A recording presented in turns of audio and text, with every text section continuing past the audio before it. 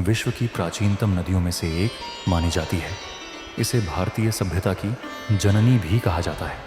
सिंधु के नाम पर ही हमारे देश का नाम भारत से पहले इंडिया और हिंदुस्तान पड़ा। यह नदी तिब्बत के मानसरोवर क्षेत्र से निकलती है और पाकिस्तान के कराची के पास समुद्र में मिलती है। सिंधु का उल्लेख ऋग्वेद से लेकर महाकाव्यों और विदेशी यात्रियों के लेखों तक मिलता है। इसका बहाव हजारों वर्षों से सभ्यताओं का साक्षी रहा है।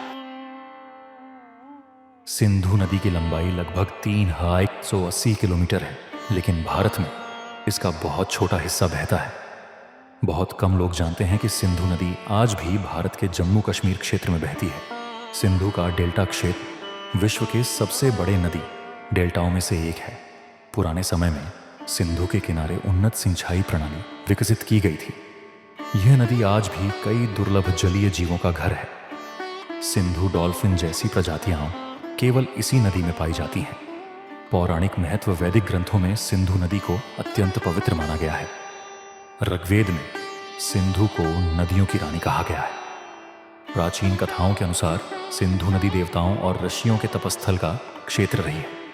कई मान्यताओं के अनुसार गंगा, यमुना और सरस्वती सहित अन्य नदियां भी कभी सिंधु से जुड़ी थीं। सिंधु को शक्ति, समृद्धि और निरंतरता का प्रतीक माना जाता है। आज भी सिंधु दर्शन को अत्यंत पुण्यदायी माना जाता है। सिंधु नदी के तट पर ही विश्व विख्यात सिंधु घाटी सभ्यता का उदय हुआ था।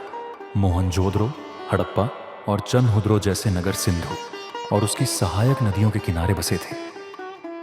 ईसा पूर्व 3री सहस्त्राब्दी में यह सभ्यता अपने उन्नत नगर नियोजन और व्यापार के लिए प्रसिद्ध थी। सिंधु नदी व्यापारिक मार्ग के रूप में भी महत्वपूर्ण रही, जिससे पूर्वी और पश्चिमी संस्कृतियों का संपर्क हुआ। विदेशी आक्रमणकारियों जैसे अलेक्जेंडर ने भी इस नदी को पार किया था। इतिहास में सिंधु ने भारतीय उपमहाद्वीप की सीमाएं तय करने में भूमिका निभाई। आज की स्थिति आज सिंधु नदी का अधिकांश भाग पाकिस्तान में बहता है। भारत और पाकिस्तान के बीच सिंधु जल संधि 1960 में हुई, जिसने इसके जल के बंटवारे को नियंत्रित किया। जम्मू कश्मीर में इसका प्रवाह आज भी स्थानीय जीवन का आधार है। हालांकि प्रदूषण और पर्यावरणीय बदलावों ने सिंधु और उसकी सहायक नदियों को प्रभावित किया है। संरक्षण प्रयासों की आवश्यकता है ताकि यह प्राचीन नदी आने वाले समय में भी जीवन देती रहे। सिंधु नदी केवल जलधारा नहीं, बल्कि एक सभ्यता की धड़कन है। सिंधु नदी हमारे अतीत, धर्म और संस्कृति का आधार रही है। इसके बिना भारतीय इतिहास और पहचान की कल्पना करना कठिन है। अनादिकाल से सिंधु ने न केवल भूगोल बल्कि हमारी सोच और जीवन शैली को भी आकार दिया है। इसकी धारा आज भी हमें हमारी जड़ों से जोड़ती है।